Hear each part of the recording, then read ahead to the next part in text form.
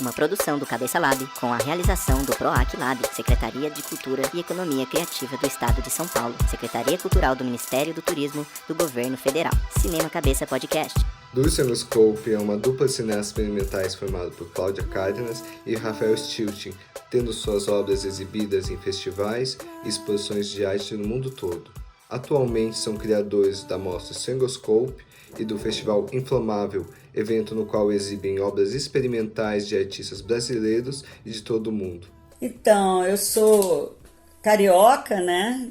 E eu sou formada numa época, né? A graduação foi numa época que não existia ainda a faculdade de cinema. Então você tinha a coisa mais próxima de faculdade de cinema seria a Escola de Comunicação Social. E eu fiz a minha escola toda de primeiro e segundo grau num colégio que era na Gávea.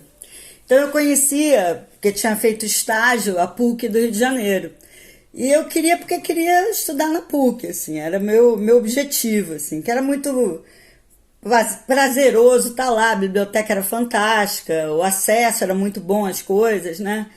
E a gente estudava num ambiente muito gostoso, de discussão política, DCE bem ativo, né? Eu estudei em 79, ainda era bem ainda em vigência da ditadura, né? Então o movimento estudantil era muito forte, muito legal, e tinha ainda essa coisa idílica, que é você estudar quase que no meio de uma mata com macaquinhos, né? Miquinhos e tudo mais, né? Jaqueiras, e muita protuberância de Mata Atlântica, né? Então, falei, eu quero entrar na PUC, vou ver como é que é lá. Aí fui atrás do curso de comunicação social e só tinha noturno. E eu fui fazer umas aulas e era uma boate a faculdade. E eu era daquelas CDF, assim, de gostar de estudar, né? Eu falei, porra, não vai dar caldo, né? Uma coisa é estudar, outra coisa é se divertir, eu quero estudar, não vai rolar. Porra, vou fazer letras então, sabe? Vou fazer letras, aí eu puxo umas disciplinas da comunicação, porque tinha isso também, né? O grande barato lá na PUC é que você podia, era um curso de créditos, né? Então você podia puxar disciplinas de outros cursos. Então eu fiz disciplina na comunicação, fiz disciplina na história, fiz disciplina na filosofia, onde eu quis fazer para compor o meu histórico escolar da graduação em letras, né? Então foi muito legal, assim, porque era uma faculdade muito mais forte, eu estudava de manhã e de tarde, né? Então eu tinha tempo também para me dedicar à vida de DCE e CA, né? Centro acadêmico e tudo. Então foi bem bom, assim, foi uma escolha acertada nesse sentido, né? Porque as outras faculdades, as públicas no Rio de Janeiro, elas são muito afastadas, né? Elas ficam propositalmente, né, na Ilha do Governador, não sei aonde. Então, naquela época, eram assim como se fossem extremos absolutos da cidade, onde você não tinha possibilidade de que as manifestações fossem ouvidas, né?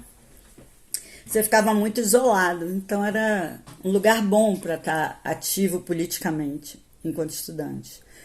Então, foi bem legal, foi uma fase boa de universidade e tal. E aí, quando eu estava saindo formada da universidade, em letras, né, professor de português e literatura, meu tio, é o Jorge Doria, né, já falecido, ele era ator da Globo e ator de teatro e tudo mais.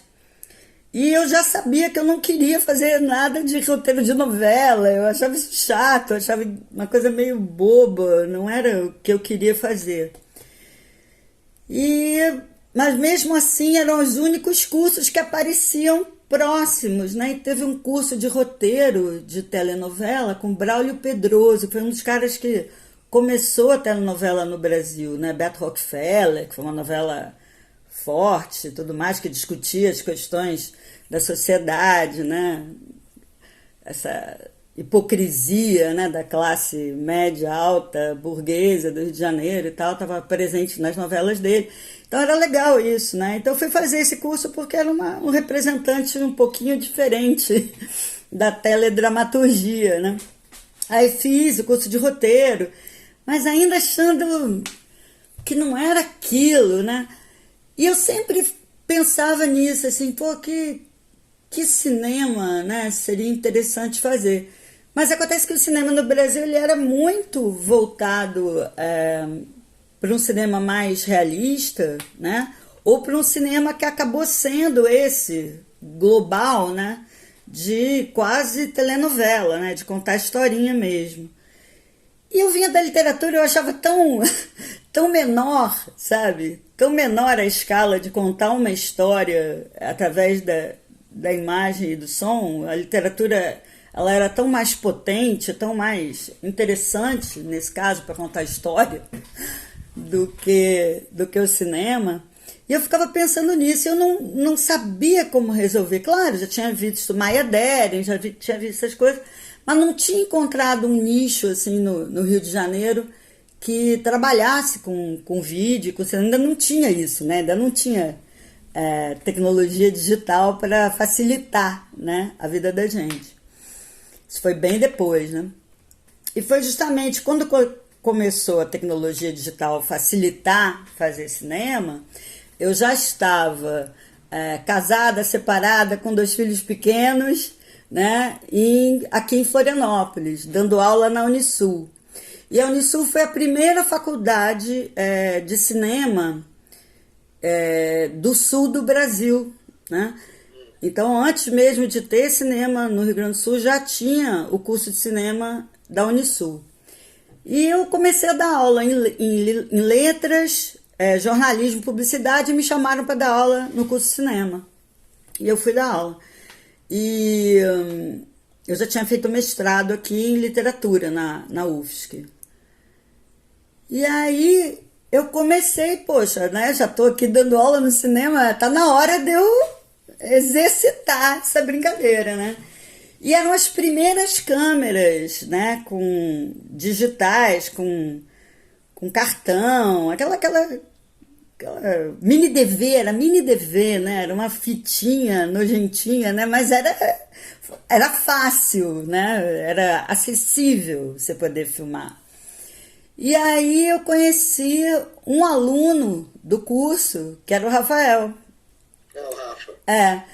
E eu dava aula de História da Arte para cinema. E eu desenvolvi um curso de História da Arte que era todo de... como é que a gente diz mesmo? Enfim, era todo mais filosófico para trabalhar as questões de crítica, né?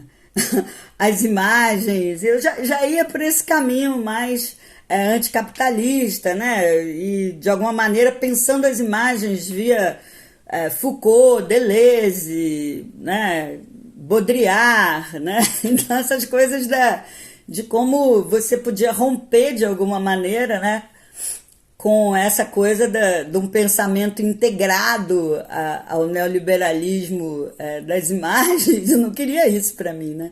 Queria uma coisa mais que rompesse, né, com a convenção da imagem, com essa venda publicitária, né, de outros valores agregados que representavam o cinema mais narrativo, mais convencional, mais hollywoodiano, né? Então isso não me interessava, nunca me interessou, porque eu tinha essa visão mais de esquerda mesmo, política, né?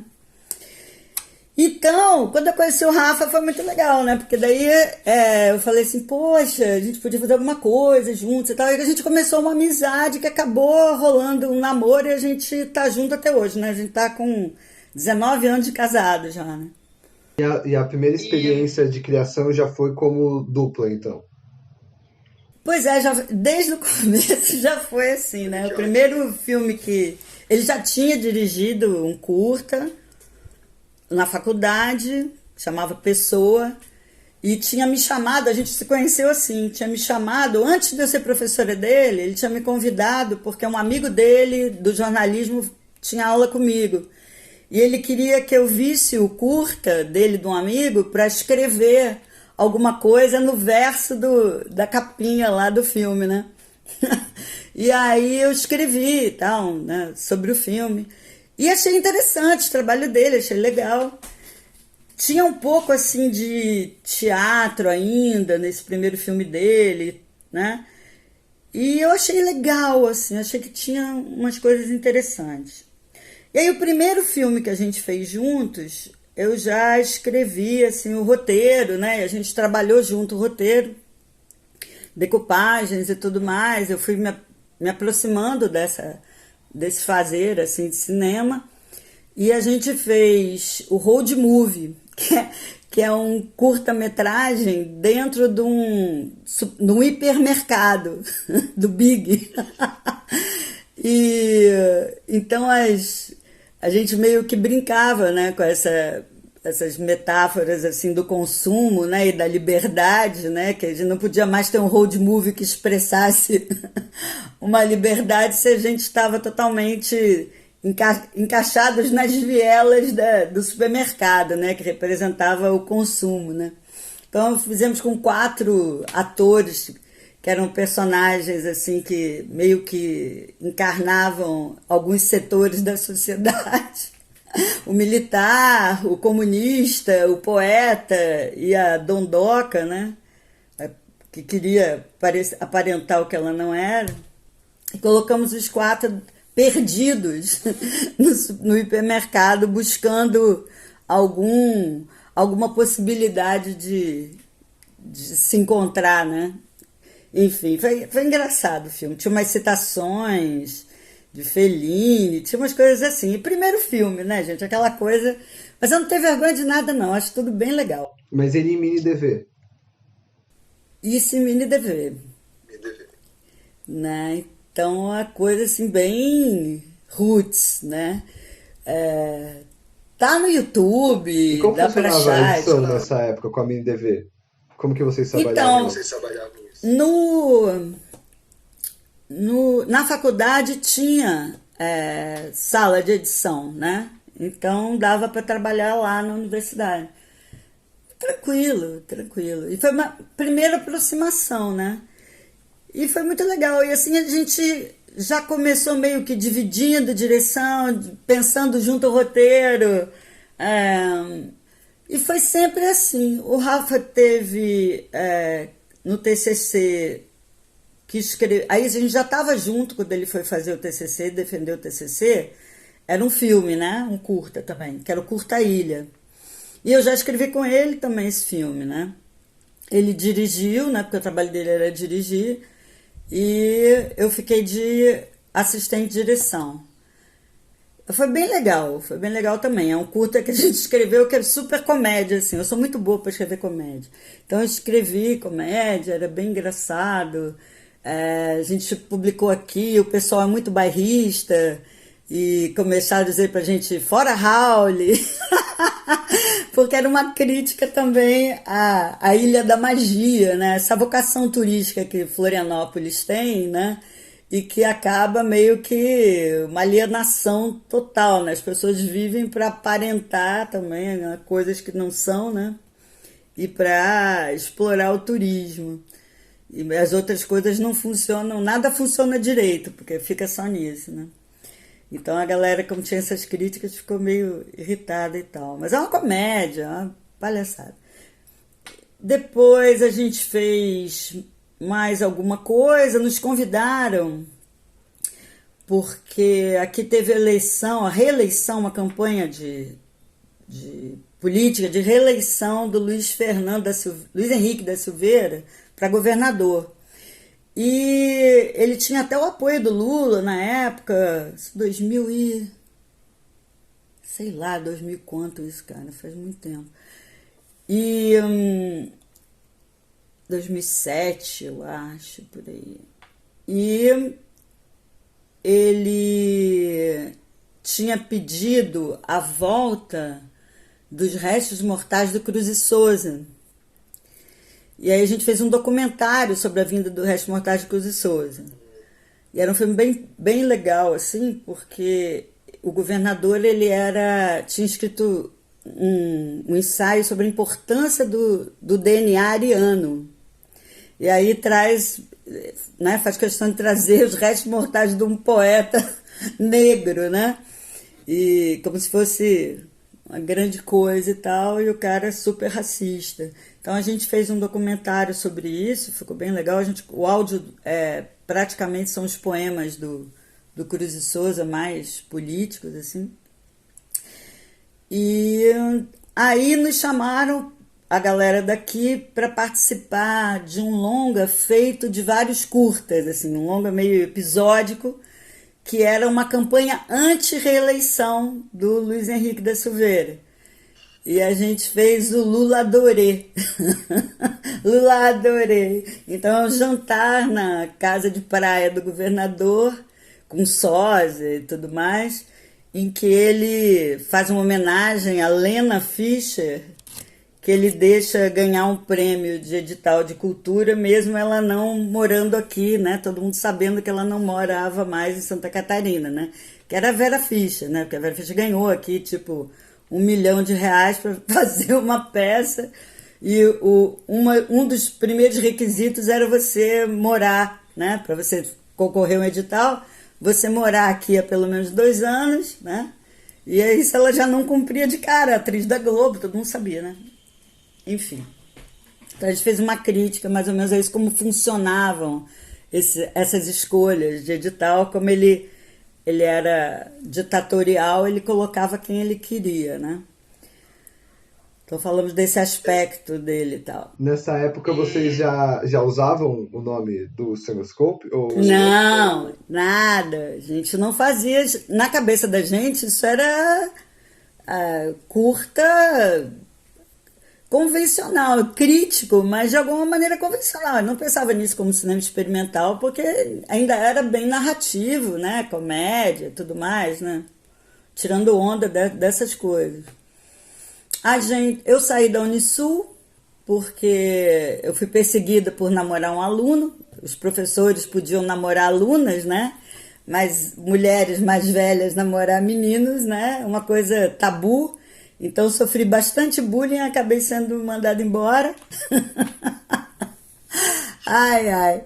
E aí eu e Rafa, a gente montou um curso de cinema digital intensivo, que foi uma esperteza muito grande, porque a gente dava aula para no máximo 6 alunos por turma, e a gente dava em 15 dias, desde construção de argumento, roteiro, todas as decoupagens, né, e linguagem cinematográfica, para eles entenderem mais ou menos o que era um cinema de autor, com que tipo de movimentação de câmera, que tipo de direção de ator se utilizava, e a gente dava sempre ficcional, justamente para poder exercitar todas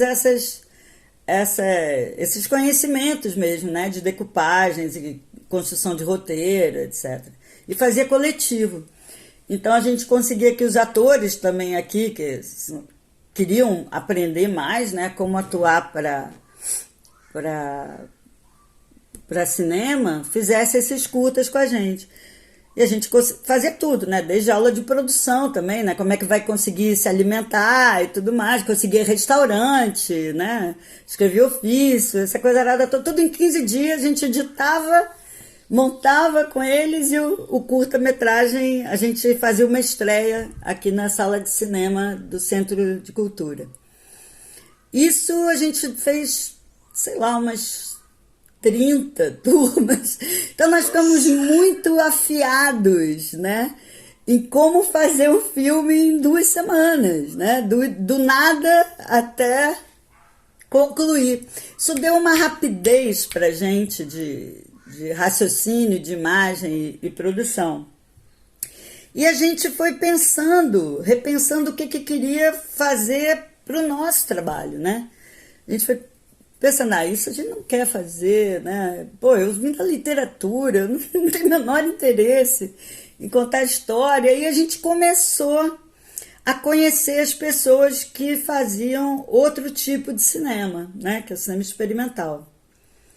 Isso ajudou muito, né? A gente começou a fazer bastante pesquisa de cinema experimental e começou a perceber que a gente já tinha uma tendência para utilizar essa linguagem, precisava só radicalizar. E aí a gente teve a gente teve o Curta 8 em 2011. A gente se inscreveu para fazer a oficina do Curta 8. que era fazer uma tomada única em Super 8. Aí eu falei, Rafa, vamos aproveitar, vamos fazer um filme experimental, né? Porque esse lance de tomada única tem tudo a ver com o cinema experimental. Você vai fazer um filme, ainda por cima você não vai ver o filme, depois você tem que criar um som, né, para o festival sem ter visto o filme. Adorei essa ideia, falei, vamos lá, Rafa. E aí o Rafa explicar tomada única para quem for ouvir isso, nossa conversa, explicar que a tomada única é um filme feito direto na película, câmera. Na câmera, com a edição na hora da filmagem, né? Porque edição na câmera, né?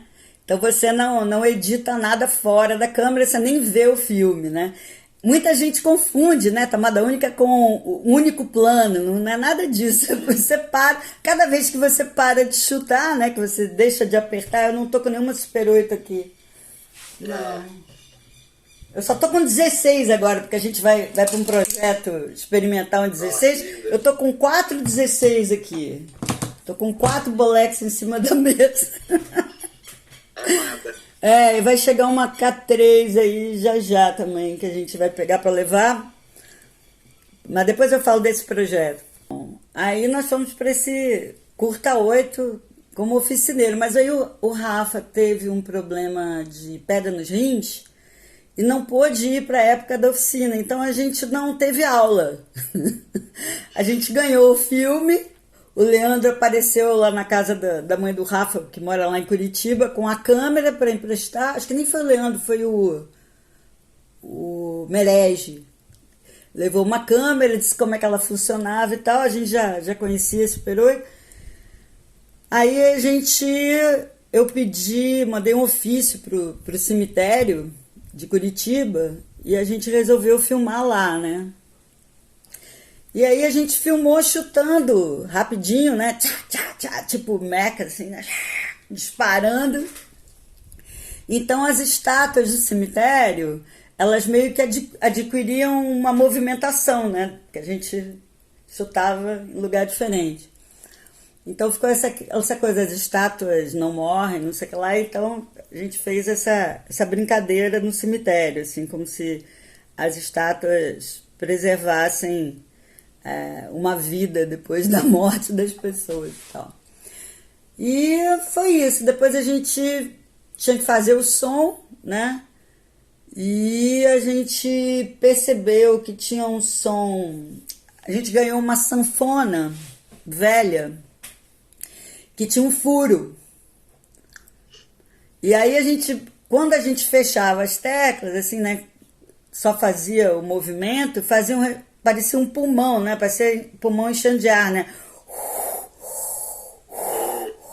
Pô, ele falou, isso vai ficar legal pro som, né? Porque vai atribuir essa paisagem sonora de respiração, de alguma maneira um pouco assustadora e tal.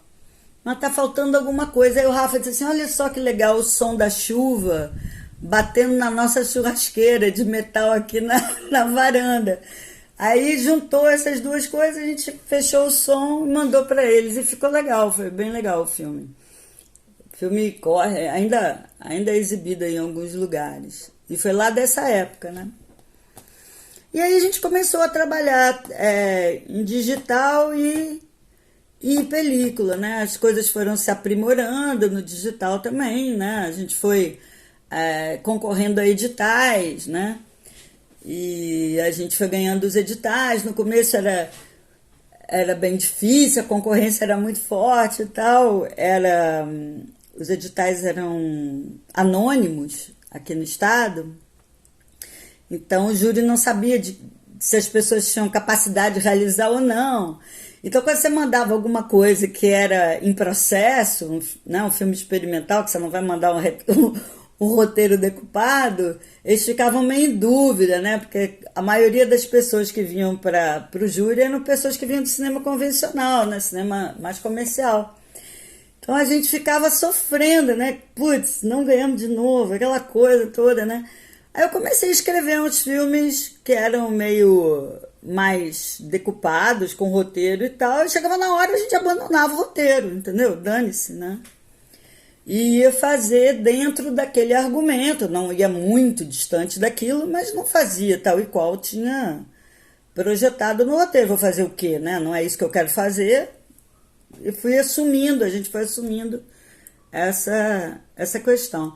E dava certo, estava tudo tranquilo, mas era difícil também, né? Quando a gente começou a perceber que a gente estava estudando bastante cinema experimental, é que a gente resolveu também lançar o Stranguloscope, né? Que é o festival. Porque a gente já tinha um circuito de festivais que a gente participava e outros artistas que a gente conhecia. E o grande barato do experimental é que não é muita gente, né? Quer dizer, é muita gente no mundo inteiro, mas é quase que uma família, assim, né? É todo mundo muito próximo, né? Cria uma intimidade fácil. E eu juntei também no festival uma parte, né, que era de exibição em sala, que eu deixava para os filmes que tinham mais a ver com uma linguagem cinematográfica que necessitava dessa coisa da projeção maior e da sala, né, para causar os efeitos assim mais interessantes. E separei uma outra parte de trabalhos em vídeo que eu colocava em tela. Então o festival assumiu muito essa possibilidade de ter uma sessão de sala, umas instalações de tela com videoarte, um espaço para projeção e performance, né? Pessoas que gostavam de fazer performance de vídeo e dança presencial, né? E também de performance de analógico, né? E a gente começou a fazer também, né? E essa coisa das trocas. Você vai para o festival tal, conhece um casal de artistas, como a gente conheceu o pessoal do Crater Lab, né? A Adriana Vilas e o Macias. Vai para o Curta 8, conhece o Angel Rueda, né? A Tânia Diniz, né? Essas pessoas todas vão entrando para o teu círculo, né? E daqui a pouco você vai descobrindo, através das pesquisas, outros realizadores e também vai trazendo. Então a gente acabou tendo um festival que a gente fazia sem um centavo, que vinha todo mundo para nossa casa. Então você tinha o Richard e a Diana da Austrália, vindo por conta própria, o Macias e a Adriana eu conseguindo trazer via Embaixada da Espanha, a Kim Knowles, né, do Festival de Edimburgo, né, que também é curadora de experimental no Festival de Edimburgo, vindo através da universidade. Então, os alemães vindo através de patrocínio do Goethe, né, que eles geralmente trazem os alemães. Então, essas facilidades assim de trazer as pessoas, né? Fui conseguindo lugar para colocar, casa de amigo, nossa casa, hotel do Sesc, mas a gente não ganhava nada a vida inteira assim, né? Na última edição, a gente estava um pouco cansado. Falei assim, pô, a gente vai ter que ganhar alguma coisa, né? Porque não dá mais, né? E aí nós conseguimos uma produtora no Rio de Janeiro, íamos fazer lá no MAN, que já tem uma movimentação, né? Tem o Dobra, tem esse outro festival dos meninos lá, que esqueci o nome agora. Ecrã, né? Então a gente ia fazer lá o nosso também. Porque aqui eu mandava para os editais aqui, eles não se interessavam, sabe? Os jogadores não se interessavam. Aí eu falei, quer saber? Vamos embora fazer de curadores com uma produtora fora, né? Aí surgiu essa, a gente foi. Mas daí teve a pandemia e a gente não pôde fazer presencial, a gente teve que fazer virtual. Foi ótimo, porque de alguma maneira a grana serviu para a gente ter mais gente e poder fazer a oficina com o Takashi Makino no Japão, né? O Karel Duin, né? Fazendo também oficina, a Maria Félix Corporal, que é da videoarte na Alemanha, fazendo oficina, a Dag Bundet dando oficina de revelação, né? Tudo virtualmente era o jeito, né? palestra com Los Ingrávidos do México, um monte de gente, né? Sebastian Widman da Colônia, Florence Carbone, que são os dois do Hambre. Então essa possibilidade de você ter mais atrações e mais mostras e mais debates e mais oficinas com as pessoas que não poderiam, provavelmente, né, a gente trazer, né? Então foi ótimo. Tânia também, Tânia Diniz esteve fazendo uma performance. Então teve um monte de gente de som. Pela primeira vez a gente conseguiu ter os performances de som, né? Então tudo isso foi muito assim, enriquecedor, né? Então as pessoas fizeram oficina gratuitamente. Mais gente pôde fazer, porque online não tem essa limitação, né? Não tem tanta limitação. Então foi bem legal. E é isso, essa coisa do festival fez com que a gente conhecesse cada vez mais realizadores e conhecesse muito mais trabalhos. A gente começou a fazer chamada de curadoria, né, de inscrição para o festival, e se inscrevem, sei lá, 2.000, 3.000 filmes, né? Então você assiste um monte de coisa. Muita gente acha que está fazendo cinema experimental e não está, né? Está experimentando, né? Que é outra coisa. Então é bem divertido, assim, você vai descobrindo outros trabalhos, você vai até incentivando essas pessoas que não estão ainda com um trabalho ponta firme, né? A fazer as oficinas para entender um pouco mais o que é cinema experimental. E aí a gente vai crescendo também, né? Enquanto realizador. Então a gente já tem muito, eu e o Rafa, a gente tem muita produção, né? Muita produção. E a gente não depende, para fazer os nossos trabalhos, de nenhum edital, porque a gente já tem os equipamentos, então a gente tem laboratório em casa, então o que a gente quiser fazer, a gente faz. Agora a gente depende de grana para viver, né? Então esse é o outro lado do abacate. Em que momento vocês tiveram essa liberdade na criação de poder pegar um filme analógico, filmar, digitalizar, ter o processo inteiro sem ter que ter todo esse problema de ter que mandar para outro país, né?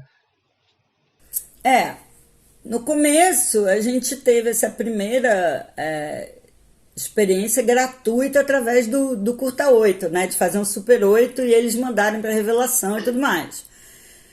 No ano seguinte eu apliquei um edital para fazer o Time Gap, que era para filmar em Super 8. Então nós fomos para Detroit, eu consegui essa proeza de inscrever um edital aqui, um filme que a gente foi fazer experimental em Detroit, né? E são 3 tomadas únicas, né? São 3 filmes de Super 8 sem edição, a gente colocou um depois do outro, mas a gente digitalizou para poder inserir outros detalhes ali, né? Mais experimentais. Porque o nosso trabalho ele independe de ser digital ou película. Nas duas mídias, o que interessa para a gente é a materialidade das imagens. Então, não importa, mesmo trabalhando com pixel, a gente vai buscar esse cru, né? Ou alguma coisa que crie um suporte dentro, por exemplo, dentro do digital, a gente tem filmes que a gente trabalha com essa coisa embaralhada, que é essa gelatinosa, que é a imagem até do celular quando a gente mexe o celular, né? Então, o Solo Um Pouco Aqui, que a gente filmou numa residência lá no México, a gente filmou com o celular, e então ele cria esse aspecto de imagem fluida, assim, do digital, que meio que, né, não encontra o foco e a figura, né? Então fica um filme abstrato, só porque está jogando com essa incapacidade do celular encontrar o motivo, né? Quando você mexe o celular. Então a gente vai buscando ou então a gente pixeliza tudo ao máximo numa imagem convencional, tipo um pôr do sol, né? E aquele pôr do sol, né? Todo pixelado até o infinito, né? Parece quase um joguinho de quebra-cabeça vagabundo, né? Então, essas coisas que as pessoas, às vezes, quando estão com as suas supercais, né? K4 para 16, cada não sei o que vai buscando a imagem cada vez mais esticada, não entende, assim, nossa, essa pessoa... Por que eles acham que fazem cinema quando eles fazem essa coisa horrorosa, né? Porque a pessoa está acostumada com uma outra finalização e materialidade fílmica esticada, né? Produto, né? TV... E a gente não trabalha nesse crivo, né? Ao contrário, a gente quer perturbar a imagem. É engraçado porque aí acaba virando esse padrão que o que não é isso é amador, né? Mas muito pelo contrário. Exato. Então é muito engraçado, né? Porque cinema vira essa coisinha publicitária, né? Vira uma publicidade de carro, de pasta de dente, né? É feio, né? Enfim, as pessoas gostam disso, a gente não pode fazer nada. A gente também gosta. Não vou te dizer que... eu adoro cinema de entretenimento, entendeu? Quando eu quero relaxar, né? Quando a gente ia ao cinema mais, ia até para ver Heróis da Marvel, dane-se, entendeu? Que é aquele filme lá de diversão, é como você ir num parque de diversão. Mas para a gente aquilo não é o que a gente quer fazer. Nunca foi, nunca será, né?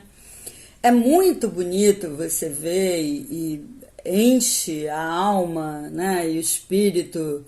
Você vê Fassbinder, Pasolini, Fellini, né? Mas a gente vive no Brasil, você não vai conseguir fazer cinema de autor, assim, com grana, mas de jeito nenhum, né? Você faz no máximo Bacurau, né? Que é um Tarantino nacional, né? E é isso, são opções, né? De viés, de vida e de buscas, né?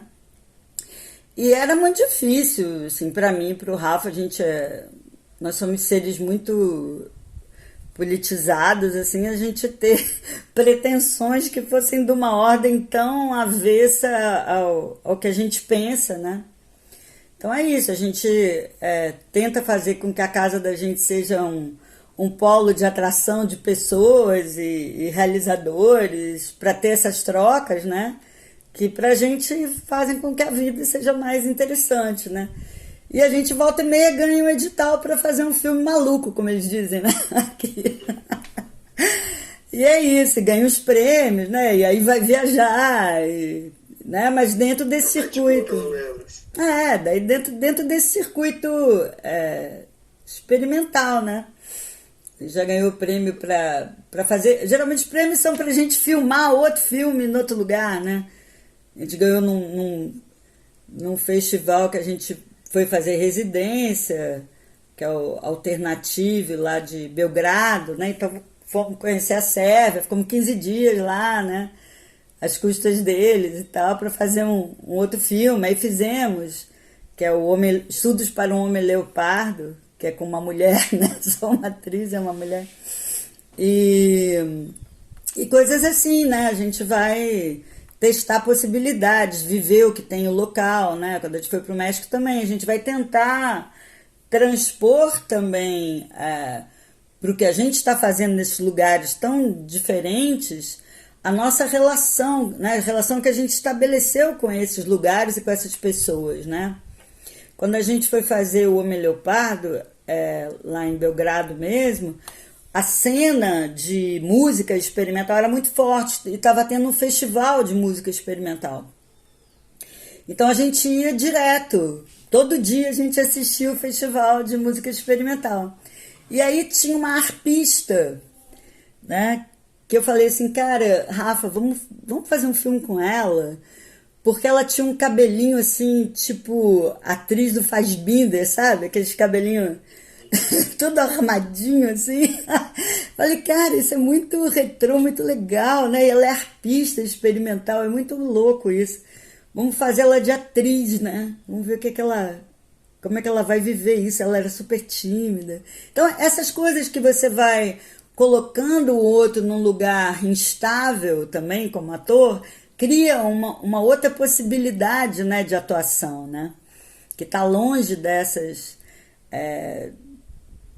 do cinema convencional, né? E a gente não dá roteiro, a gente dá mais meio que uma movimentação em cena, né? Mais do que qualquer coisa. Então é bem legal, assim, quando trabalha com ator, geralmente a gente trabalha com 1, 2, no máximo, assim, e é mais isso, assim, a pessoa vai criando quase que uma performance, né, para a câmera. Cláudio, eu queria saber também mais sobre a experiência que vocês têm com longa-metragem, porque parece uma coisa tão distante para o experimental poder passar de um determinado tempo. Como que funciona a criação para um longa? Então, eu não sei se já assistiu, a gente fez o Ângelos Novos, que a gente... lá em São Paulo, no Cine Sesc? Isso, foi mesmo. A gente fez o Ângelos Novos, que é um filme que a gente ganhou um edital para fazer um curta, e a gente tinha no elenco o Edgar Navarro, que é um diretor baiano do Super Outro, né, dessa época do cinema experimental, mais o de grude, dos anos 70 e tal, né, do Herói Marginal, e que é uma pessoa super interessante. E a gente convidou o Chico César, né, o cantor também, para atuar. E a gente convidou o Daniel Santiago, que é um performer e um artista visual da dupla Paulo Brusque e Daniel Santiago, do Recife, né?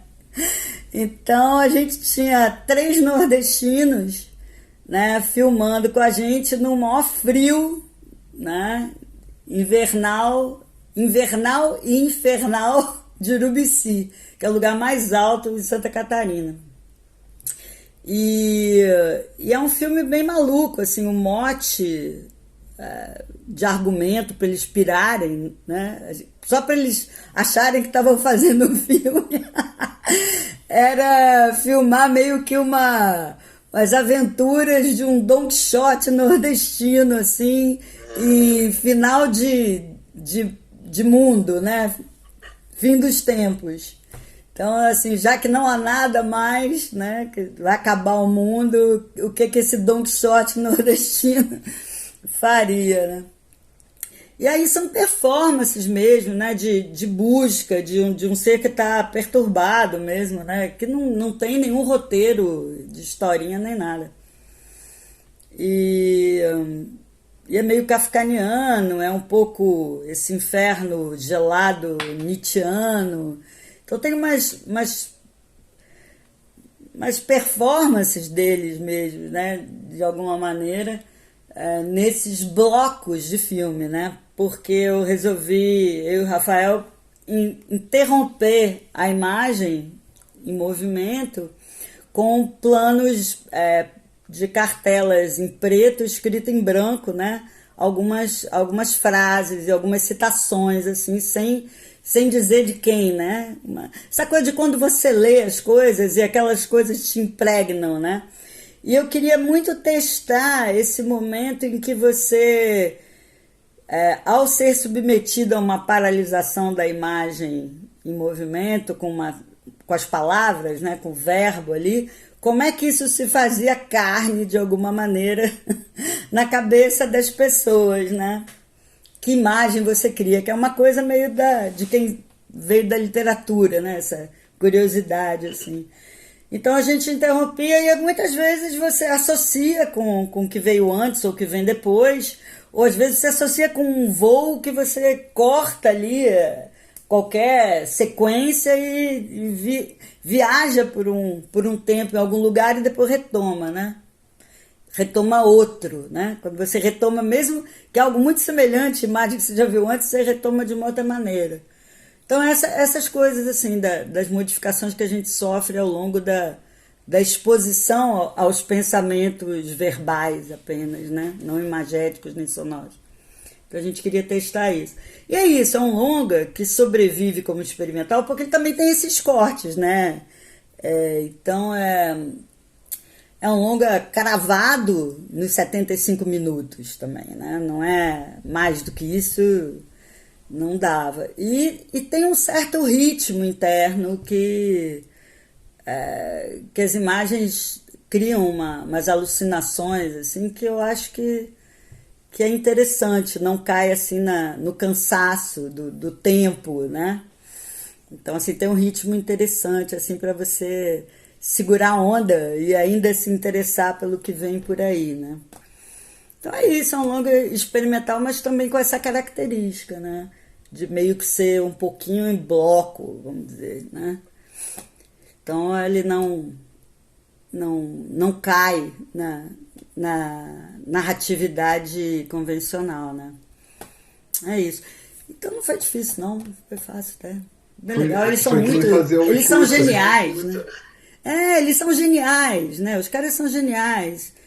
Então, Navarro, né? Ele tinha vindo aqui para casa, tinha ido para casa dele em Salvador, eu sabia que ele fazia yoga, né? Ele gosta de se mostrar assim corporalmente, porque ele é muito forte fisicamente, assim, é um cara viril, assim, um coroa bem viril, né? Então ele fazia essa postura de vela, né? Então ele fica de cabeça para baixo no filme também, né? Então essas capacidades que cada um tem, né? O Chico foi uma das coisas, primeira vez que ele atua, né? Se é que a gente vai chamar de atuação. Mas é isso, ele se soltou a beça e ele tem uma relação com som. Então ele entrava numa cena debaixo d'água, ficava fazendo barulho, jogava as coisas para fazer som, né? Então fez um aboio, né? É uma felicidade ter artistas trabalhando com a gente, né? O próprio Daniel também, a gente juntou um monte de peças, né? De quebradas de câmeras e instrumentos de visão e agrimensor, coisas assim. E Edgar, criando essa coisa de olhar as estrelas, depois olhar um ao outro, esse jogo especular, né, de que transforma o outro no mesmo monstro de si, uma brincadeira mais ou menos assim. E esse joguinho de espelhos, né? Então são possibilidades que vão sendo construídas dentro dessas articulações antigas, né? De tipo de contracenar, quase que clownesco, né? O Edgar com o Chico, né? Chico César. Então foi bem bacana, assim, bem fácil e bem bom, assim, né? Claro, né? Depois a gente edita, separa e daria para fazer mais uns 3 filmes. Fazer o 2. E é bem legal, né? Essa coisa é muito boa. A gente tem também uma coisa meio assim, a gente tem materiais que a gente filma e abandona, sabe? Principalmente quando você não tem essa responsabilidade de edital, de entregar um produto no final, né? A gente abandona aquele material e ele fica, sabe? Aí uma hora a gente fala assim, tá na hora de voltar naquele troço ali, né?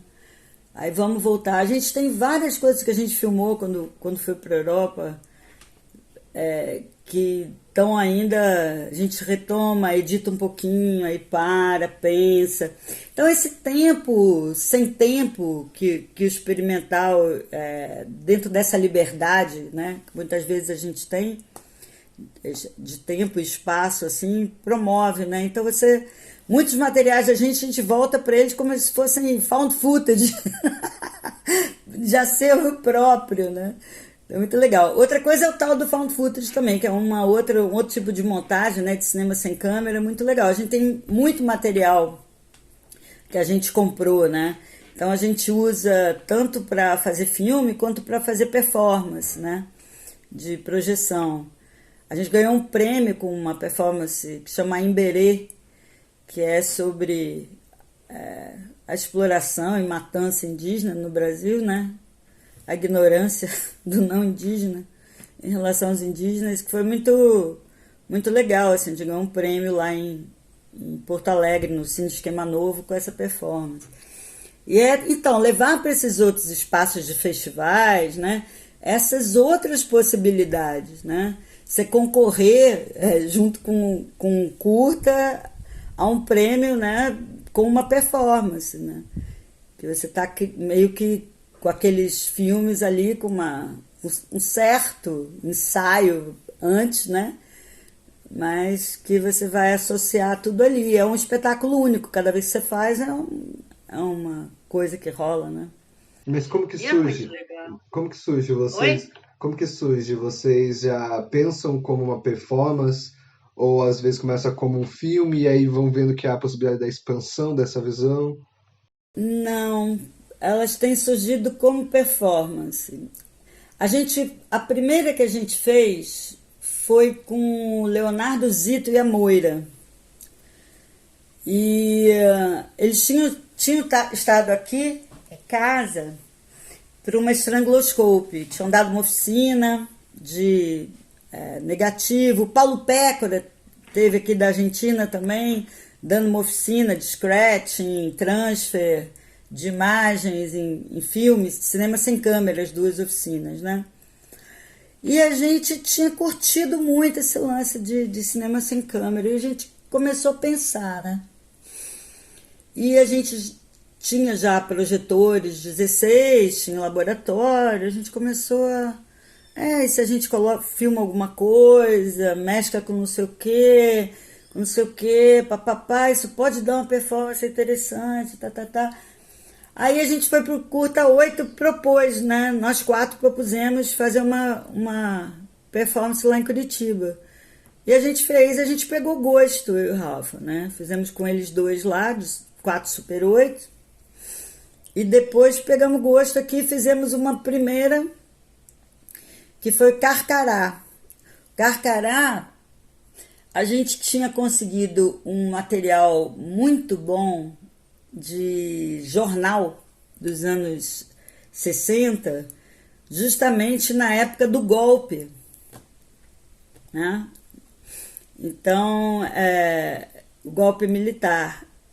Então a gente tinha essas manchetes todas e elas eram absolutamente similares ao que estava acontecendo com o golpe da Dilma, né? Então a gente meio que fez uma associação, assim, construiu uma performance sobre isso, né? Com vários materiais e projetores de 16 e projetor de Super 8. Aí a gente encontrou em São Paulo para vender um projetor de 35mm também. Manual, a gente tem aqui, coisa mais maluca, eu vou mostrar para você. Ó. Aqui é uma zona que é o ateliê da gente, tá? Ah, que maravilha. Então aqui tá, não sei se você vê aqui, peraí. Peraí. Esse aqui é o projetor 35 manual, né? Uma maluquice, né? Minha mesa tá que é só câmera 16 aqui, ó. Ah, que delícia. As Bolex aqui. Então a gente trabalha com retroprojetor, a gente faz instalação, a gente faz exposição com múltiplos projetores, né? Desde retroprojetor até a gente tem um trabalho que a gente fez na Chapada Diamantina, que é o Vazios Habitados, né? Que ele gerou um curta experimental, mas também gerou outros materiais que a gente exibe de diferentes formas, né? Com interação de quem vai visitar a exposição. Então, tem retroprojetor com caixa de acrílico com água, então você põe as transparências embaixo, mexe e projeta. A gente fez umas máscaras para aparecer uns globos. Então você tem possibilidade de fazer essa relação com os 2 globos e essas imagens e a água, mexer na água, colocar coisa na água, né? Então as pessoas vão criando também imagens, o que é o grande barato. O objetivo é que as pessoas vão descobrindo prazer, né, em criar suas próprias imagens e ter esse contato físico, né, que é muito legal, né? O bom do cinema com película ou das projeções mesmo com retroprojetor, né? Dessa maneira você poder fazer animação na hora, né? Assim, projeções na hora, você criar um material. Então esses jogos assim que são praticamente são jogos do pré-cinema, né? São os que nos interessam, né? São essas possibilidades que estão muito próximas ao cinema enquanto arte audiovisual, né? Não é cinema para vender para ninguém, né? E é o que a gente gosta. E a gente tem conseguido, isso que é muito interessante também, a gente está entrando no mercado de arte. Um colecionador comprou 2 trabalhos nossos de videoarte lá em São Paulo. Então são essas possibilidades que vão se ampliando também, né? Como a gente não trata com nenhum nome o trabalho que a gente faz, né? E a gente não vê muita diferença entre videoarte e cinema experimental, a gente acaba entrando nesses nichos de artes visuais também, né? Então, que abrem outras possibilidades para a gente sobreviver, não é mais do que isso, né? Não é nenhuma arrogância, nem pretensão nenhuma, né? É cair no gosto de alguém que acha interessante comprar e como é que a gente... colecionar, né? Tem muito colecionador, né, de arte. Eu pergunto, como que se coleciona videoarte? É muito divertido, né? Porque você dá para ele um pendrive de um trabalho que está na rede, né? Ainda tem essa. O que é muito divertido é isso, né? Porque você dá um certificado de que aquele é a edição número tal do teu trabalho que ele está comprando, né? Então, você se compromete dentro do mercado de arte, é assim que funciona. Você se compromete a cada edição, por exemplo, você tem um número limite, né, de venda. Vamos dizer que eu diga que um trabalho tem 10 cópias, o outro tem 15 cópias, o outro tem 20 cópias, entendeu? Quem compra a primeira cópia, compra por um preço X. Eu estou comprometida com essa pessoa que eu vendi por preço X, que a segunda cópia vai ser mais cara do que a dele. Então ele dentro do mercado ele já fez uma compra com um lucro X, entendeu? Assim funciona. E pra gente tudo bem, né? Uma maravilha. Porque quem está no jogo do mercado está no jogo do mercado. A gente está só vendendo um trabalho, não é mais do que isso, né? O que é bem legal, né? E a pessoa expõe como ela quiser, né? Quando ela quer, ela coloca lá na sua TV de tela, né, de LED na sua sala, sei lá de que tamanho, e mostra para quem estiver em casa, ou quem for visitar, ou quem for lá ver a coleção. E muitas vezes eles também se tornam curadores, né?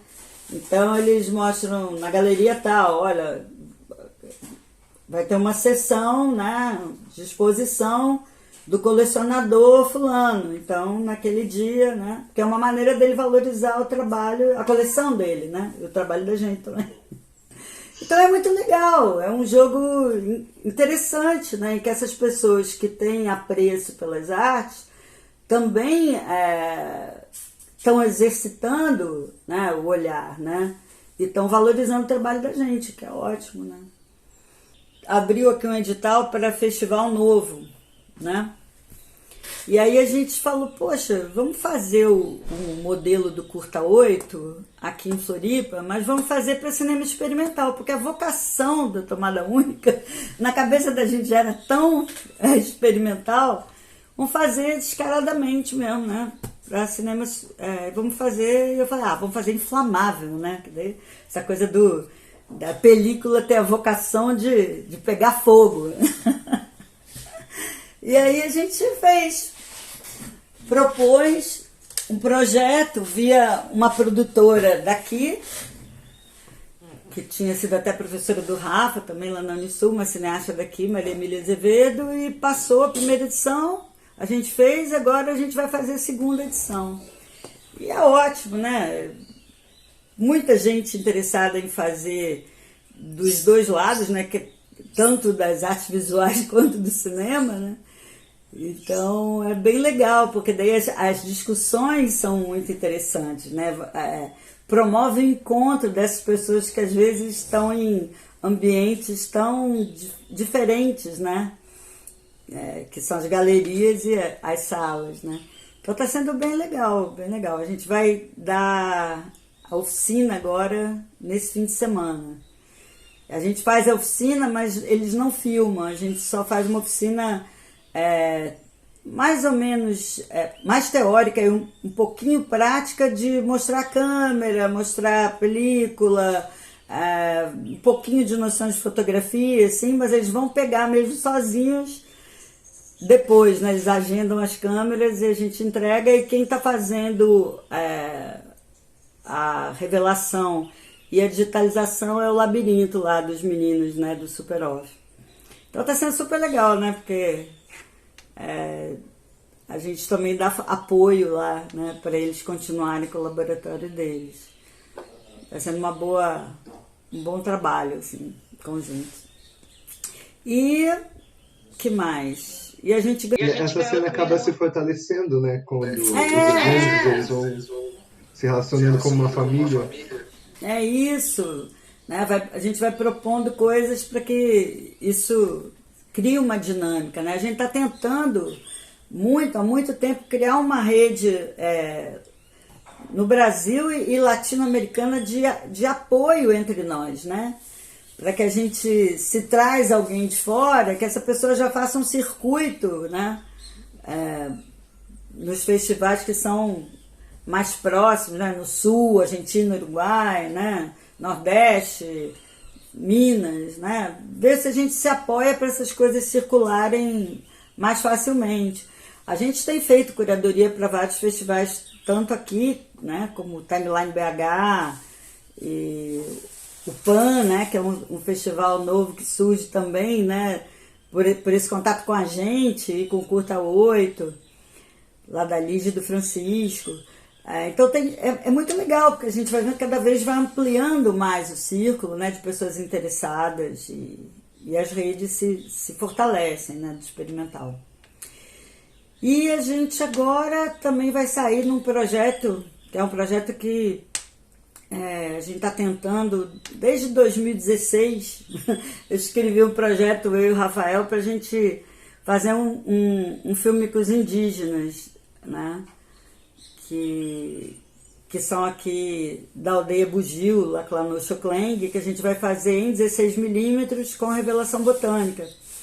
A gente trouxe o Ricardo Leite, né, que é um brasileiro português, nasceu aqui no Brasil, mas morou a vida inteira lá, né, em Portugal, no Porto. Então eu consegui trazer via Shuttle, que é um programa de intercâmbio da Secretaria de Cultura da cidade do Porto, né? Eles pagaram para o Ricardo vir participar desse projeto com a gente. Então a gente vai filmar em 16 e vai revelar com botânicos da região, assim, né? Elementos botânicos e ervas e tudo que eles já utilizam lá. Então é partilha de saber mesmo, né? Eles vão aprender a filmar com as câmerinhas, né, 16mm, vamos levar algumas câmeras e filmes, e lá vamos fazer essas revelações com a pesquisa deles também, né, sobre essas ervas e tudo mais. Então vai ser bem, bem legal, assim, espero que vão ficar 2 semanas lá trabalhando, acho que vai ser bom. E falar um pouquinho também, né, tentar trazer para a discussão e para as imagens alguma coisa sobre essa relação com os colonos lá, né? Que está causando tanto problema de disputa territorial, né? E invasão das áreas indígenas aqui em Santa Catarina. É isso, vamos falar sobre o marco temporal, vamos ver, né?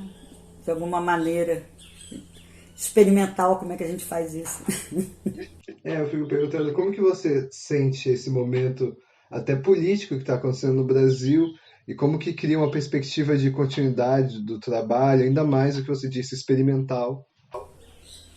Olha, qualquer pessoa que seja minimamente sensível, né, tá horrorizada, deprimida, perturbada, alucinada de ira, né?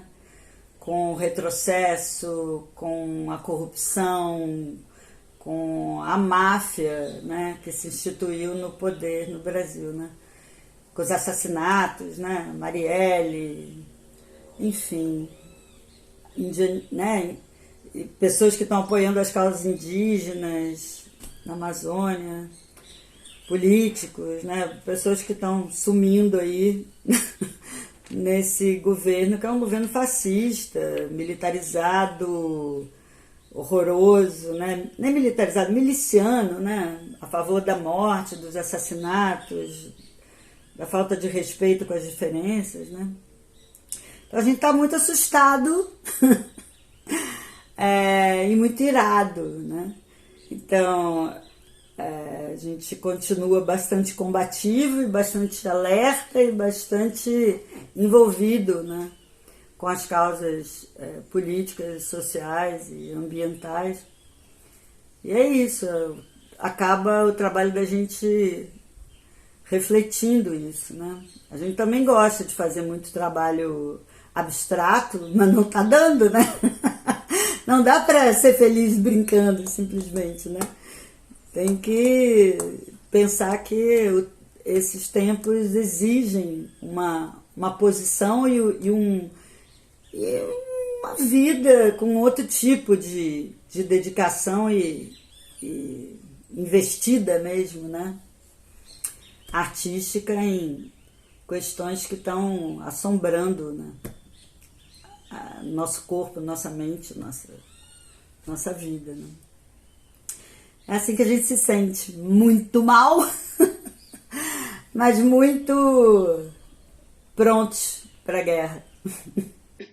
Ai, Cláudia, eu queria agradecer então a sua presença, a sua disponibilidade por estar aqui com a gente conversando.